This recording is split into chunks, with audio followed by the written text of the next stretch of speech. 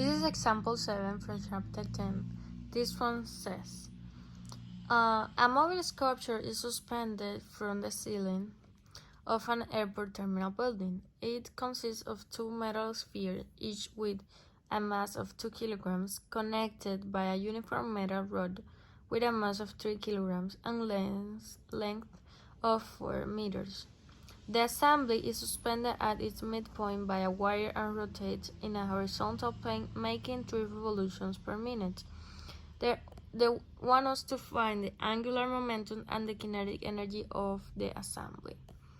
I did a free body diagram. We can see both spheres, the rod, and this one is the axis of rotation. And we know that it makes rotates at 3 revolutions per minute. Is this arrow? So first we're going to find the inertia of each sphere, which is the mass times 5/2 squared. We plug the s, so the length divided by 2 squared, which is going to be equal to 4/2 squared, going to give us 8 kilograms per meter square. That's the inertia of each sphere. Now the inertia of the rod is going to be 1/12 times the mass times the length squared. We plug the numbers and that gives us 4 kilograms times meter square.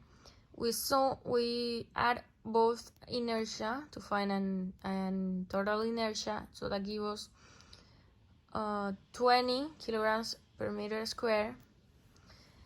And then we use this, and then we said that the problem said that the angular velocity, that the wire rotates on a horizontal plane making 3 revolutions per minute. So that's the angular velocity, 3 revolutions per minute is going to be equal to 0.31 radius per second.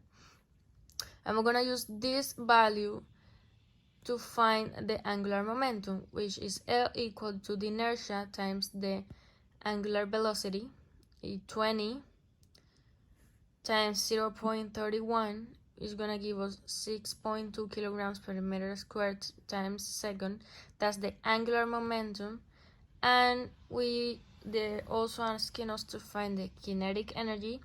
So we put the equation for kinetic energy, we plug the numbers, and that gives us 0.96 joules.